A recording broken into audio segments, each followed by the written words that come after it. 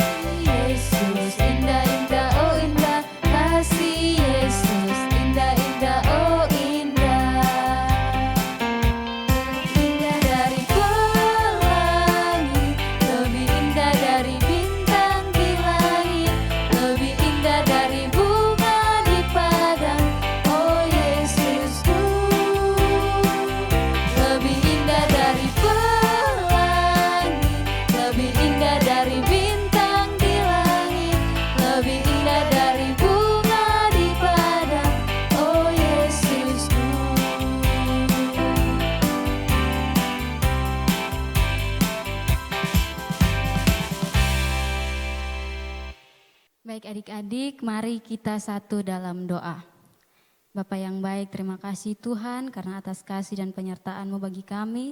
Kami boleh berkumpul di tempat ini untuk memuji dan memuliakan nama-Mu Tuhan. Kami akan mulai ibadah sekolah minggu kami. Kami mohon Engkau berkati kami Tuhan dari awal, pertengahan hingga boleh berakhirnya dengan baik. Mengampuni setiap salah dan dosa kami. Dalam nama Tuhan Yesus Kristus kami sudah datang dan berdoa kepada Bapa di surga. Amin. Baik adik-adik, Kak Vita ajak adik-adik untuk bangkit berdiri dan kita akan mengangkat satu pujian KASIH.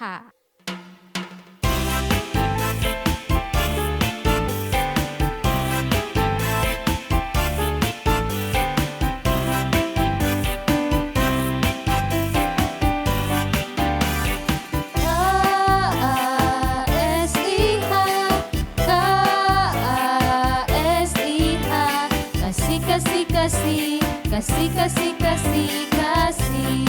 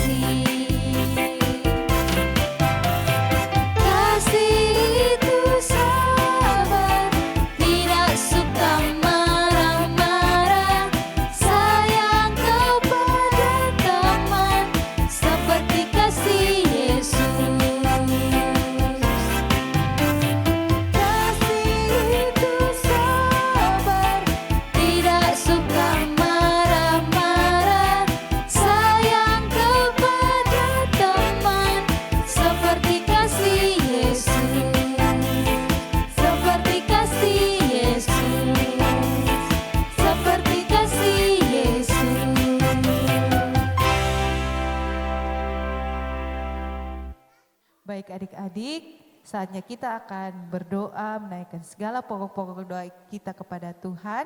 Adik-adik boleh duduk dengan tenang, ambil sikap doa. Namun kita naikkan satu pujian, ku daki-daki gunung yang tinggi.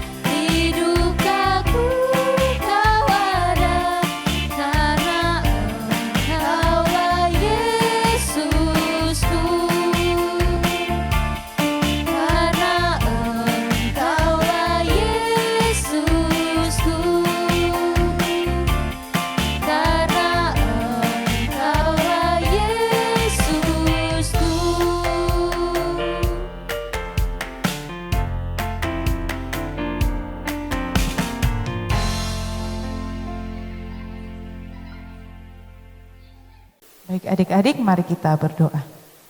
Tuhan Yesus yang baik, kami mengucap syukur Tuhan sudah sertai kami dari awal dan sekarang kami akan menaikkan segala pokok doa kami kepadamu ya Tuhan.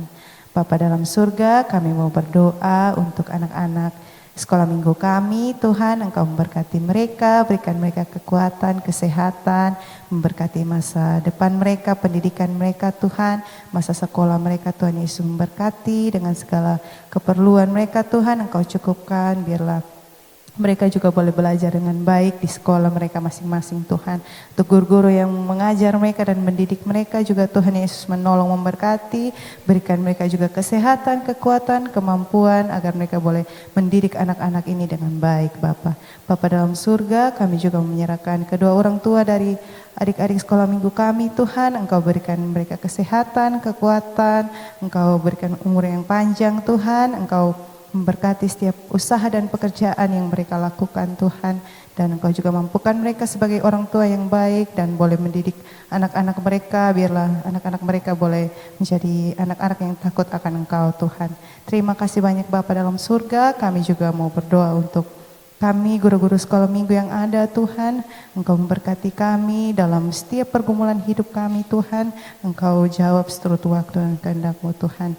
Semua doa-doa yang kami naikkan secara diam-diam Bapa, Engkau yang maha tahu semua kebutuhan, keperluan kami Tuhan. Biarlah Engkau jawab seturut waktu dan kehendak-Mu Tuhan.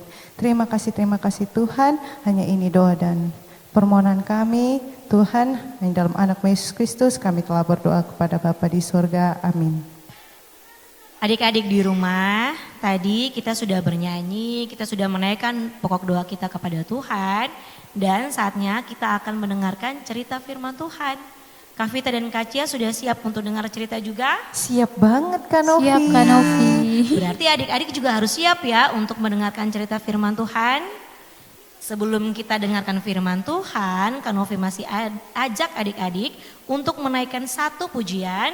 Ada satu sobatku yang setia.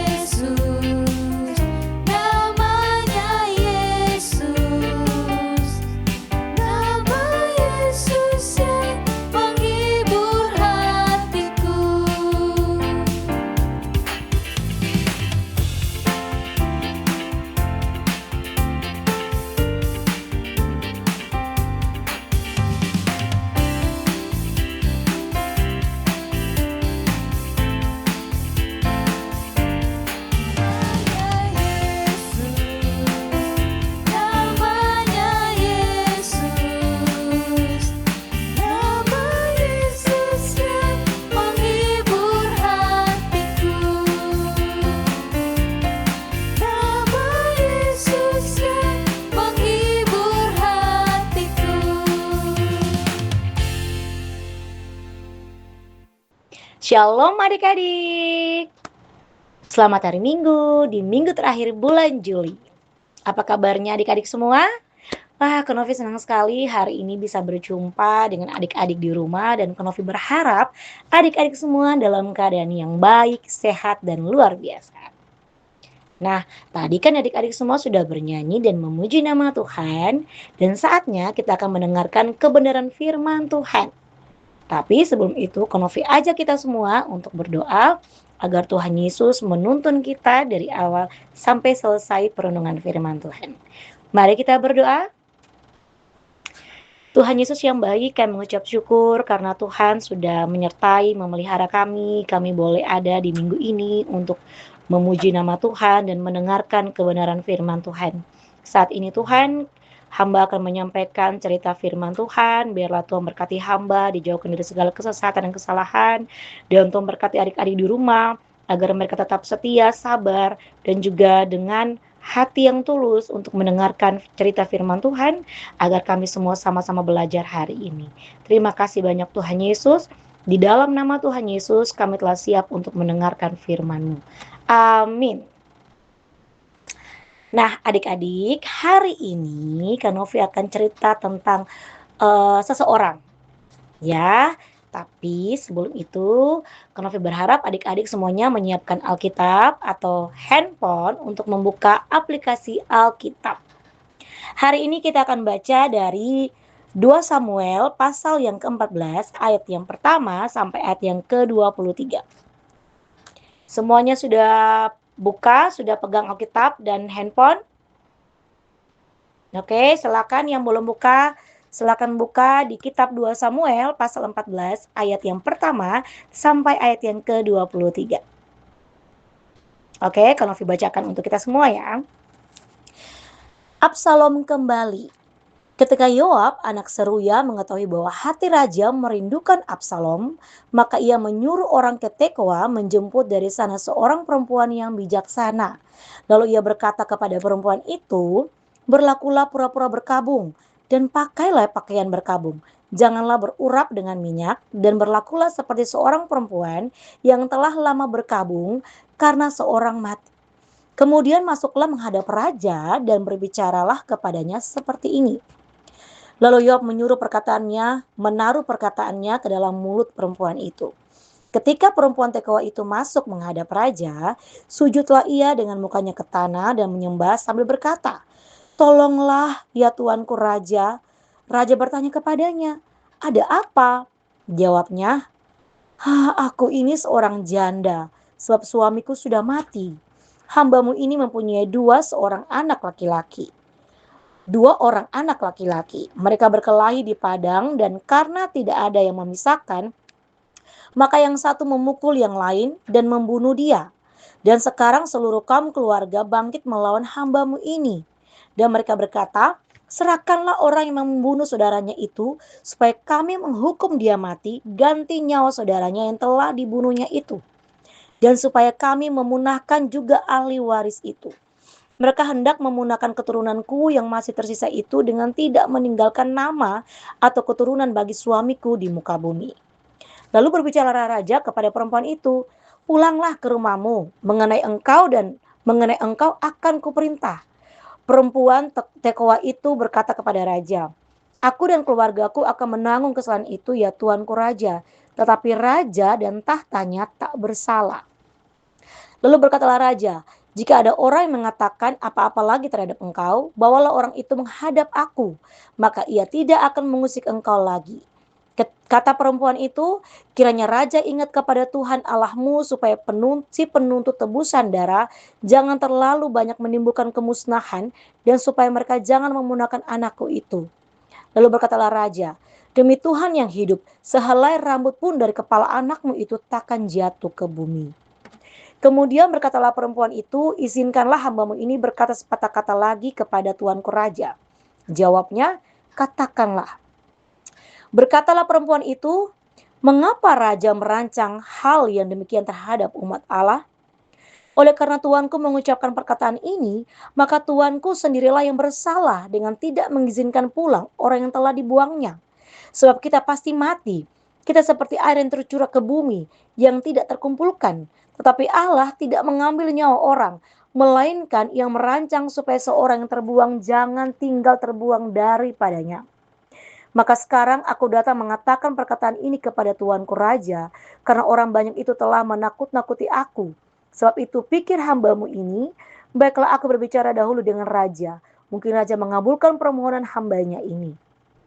Sebab Raja akan mendengarkan aku dan akan melepaskan hambanya ini dari tangan orang yang hendak memunahkan aku dan anakku bersama-sama dari milik pusaka Allah.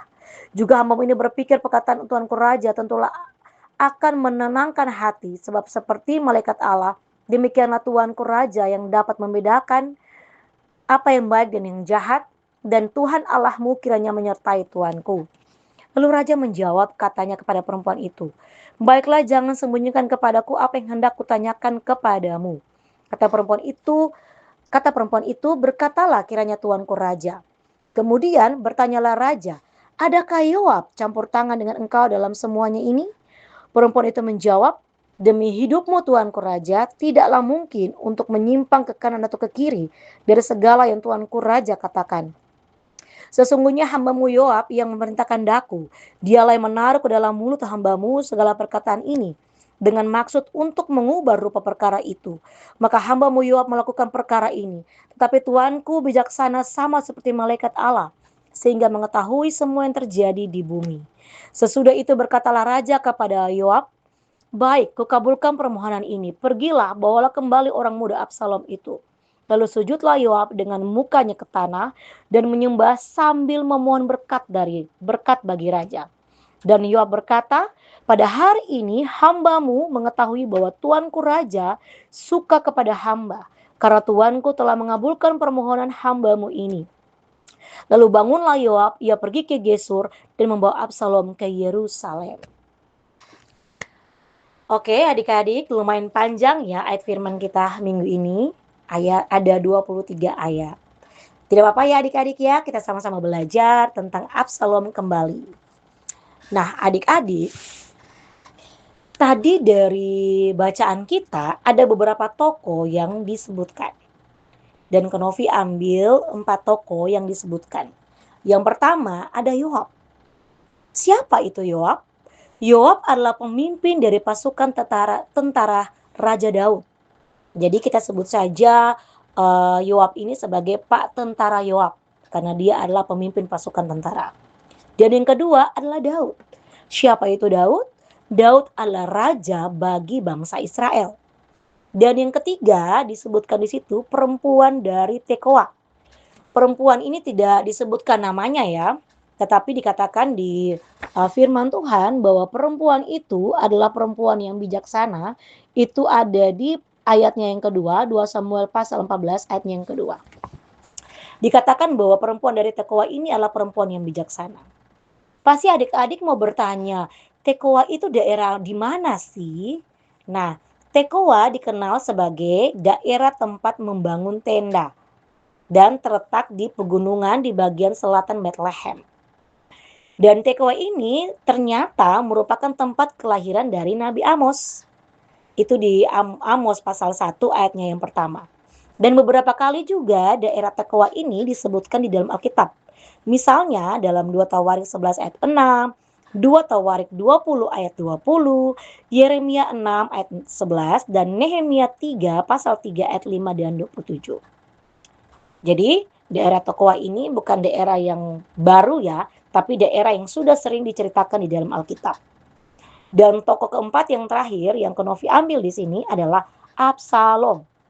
Jadi Absalom ini adalah salah satu putra dari Raja Daud. Nah dari cerita 2 Samuel pasal 14 ini, apa sih yang sebenarnya terjadi? Nah Kenovi singkat ya, menyingkatkan cerita sebenarnya apa yang terjadi dalam 2 Samuel pasal 14. Yang pertama itu adik-adik, Raja Daud dan Absalom itu memiliki hubungan yang tidak baik. Hubungan antara ayah dan anak atau anak dan ayah yang kurang baik. Kenapa tidak baik hubungan mereka? Karena Absalom sebelumnya itu telah melakukan kejahatan dengan membunuh saudara tirinya Amnon. Jadi Raja Daud ini mempunyai beberapa istri ya adik-adik ya. Jadi Absalom membunuh Amnon. Kenapa sampai Absalom membunuh Amnon? Karena Amnon telah berbuat jahat kepada saudara kandungnya, yaitu saudara perempuannya yang bernama Tamar. Jadi Absalom dan Tamar itu saudara kandung. Absalom dan Tamar dengan Amnon itu adalah saudara tiri. Mereka satu bapak tapi beda mama. Nah, karena Absalom telah membunuh Amnon karena kejahatan yang Amnon lakukan terhadap saudara kandungnya itu Tamar, maka Absalom lari. Selama 3 tahun Absalom lari dari rumah karena ia takut akan dimarah ayahnya akan dibunuh, sehingga ia melarikan diri karena kemarahan ayahnya. Nah, adik-adik, karena Absalom telah melarikan diri selama 3 tahun itu, singkat ceritanya Raja Daud itu menjadi rindu sekali kepada Absalom. Ya, bagaimanapun juga Absalom adalah anak yang dikasih oleh Daud. Daud merindukan Absalom. Sehingga Yoab yang tadi kita sebut sebagai pak tentara itu, ia melihat, aduh kasihan sekali Raja Daud. Dia begitu merindukan Absalom anaknya. Dan akhirnya pak tentara Yoab ini merencanakan bagaimana caranya agar Absalom bisa kembali ke rumah dan berkumpul bersama ayahnya Raja Daud. Karena inilah Pak Tentara Yoab akhirnya mempunyai ide untuk mencari seorang perantara, untuk meminta seorang yang bisa berkata-kata dengan bijaksana agar hubungan ini bisa kembali baik. Akhirnya Pak Tentara Yoab dia mempunyai ide untuk meminta seorang perempuan dari daerah Tekoa yang dikenal sebagai seorang ibu yang bijaksana untuk berusaha mencoba berbicara dengan Raja Daud. Dengan cerita itu adalah ibu ini berpura-pura telah kehilangan salah satu anaknya dan ia bersedih karena anaknya yang telah membunuh anaknya yang satu itu akan dibunuh oleh orang lain.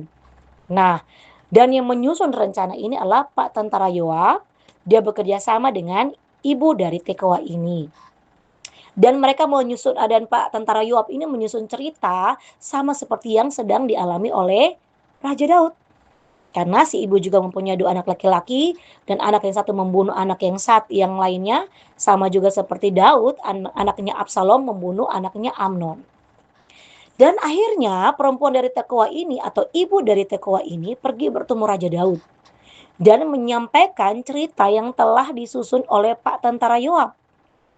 Dan dengan bijaksananya ia mengatur kata-katanya serta akhirnya jujur kepada Raja Daud bahwa sebenarnya ini adalah rencananya dengan Pak Tentara Yoab.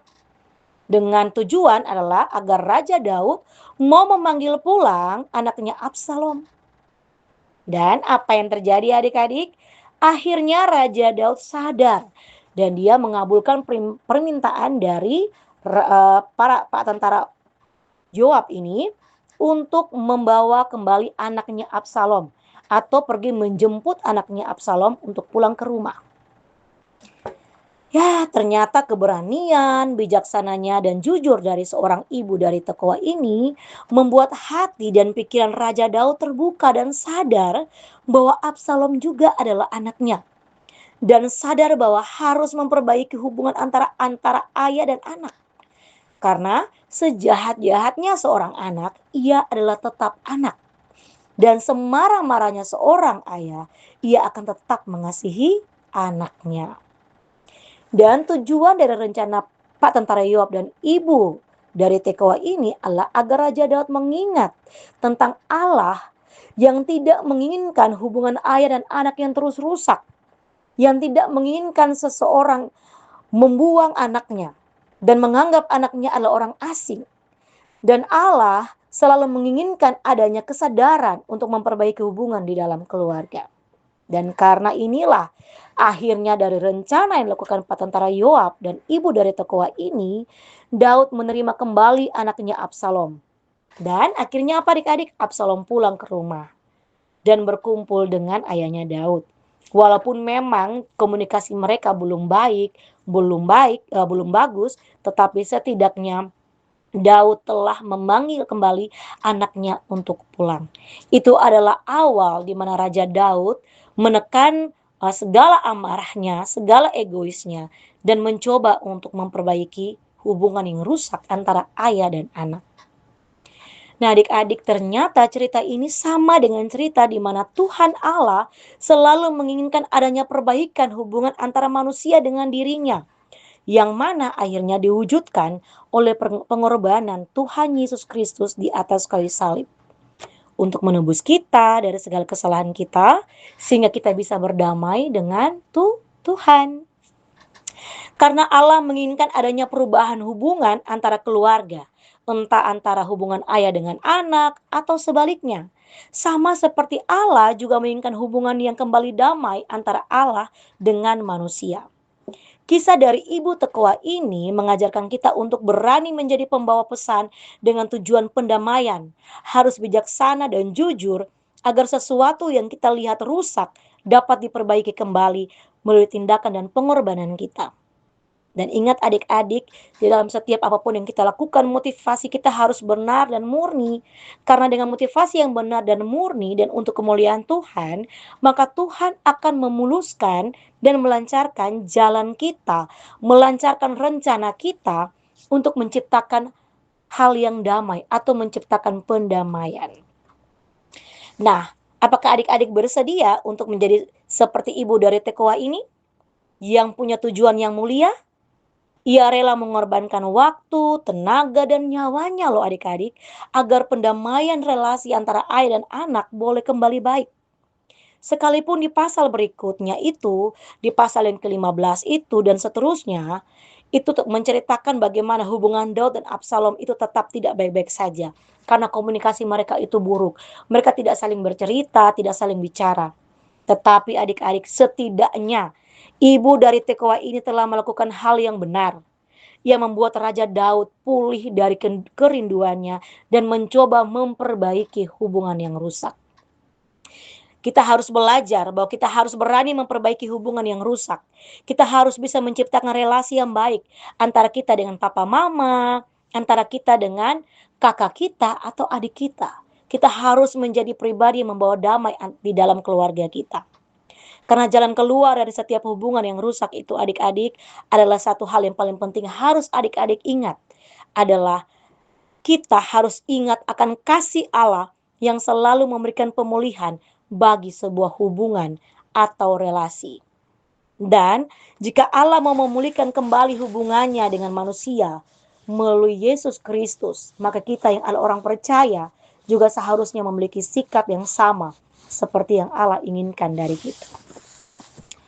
Nah, adik-adik, itu adalah tugas bagi adik-adik harus menjadi pembawa damai. Jika adik-adik melihat ada hubungan yang rusak antara adik-adik dengan mama, dengan papa, dengan kakak, dengan adik, maka adik-adik harus mengambil keputusan untuk datang berdoa kepada Allah agar Allah memberikan jalan keluar, agar hubungan yang rusak itu boleh kembali baik. Demikianlah firman Tuhan hari ini adik-adik terkasih. Kiranya adik-adik semua boleh belajar menciptakan damai dan kasih di dalam keluarga dan dimanapun adik-adik berada. Amin. Baik, oke, semua lipat tangan dan kita akan berdoa mengucap syukur untuk firman hari ini. Mari kita berdoa.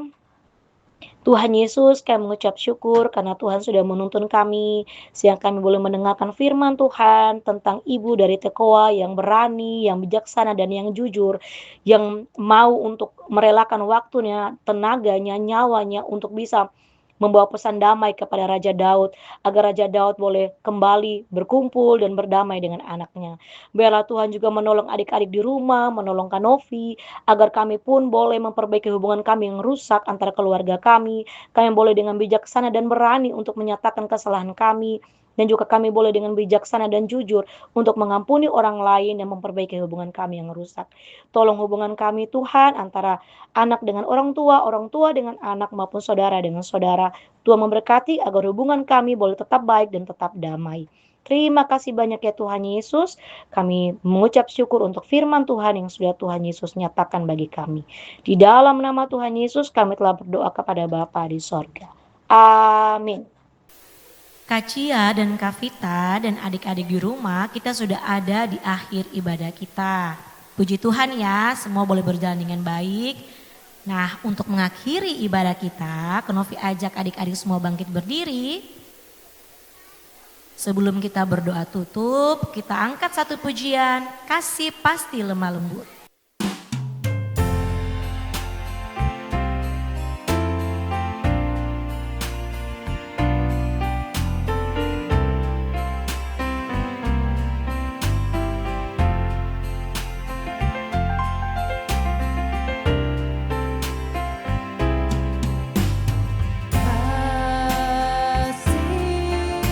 Pasti lemah lembut,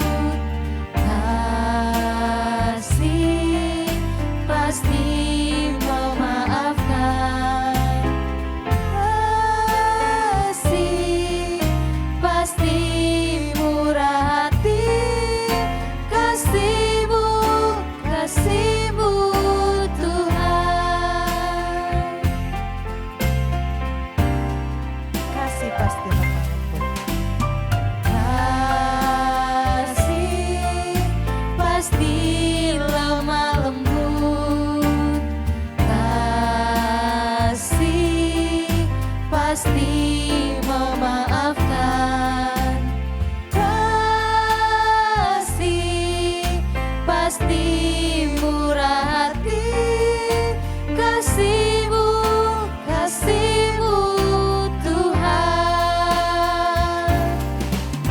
Ajarilah kami ini saling mengasihi, ajarilah kami ini saling mengampuni, ajarilah kami ini kasih-Mu ya Tuhan, kasih-Mu kudus tiada batasnya. Ajarilah kami ini saling mengasihi, ajarilah kami ini saling mengampuni, ajarilah kami ini kasih-Mu ya Tuhan, kasih-Mu kudus tiada batasnya. Kasih-Mu kudus tiada batasnya.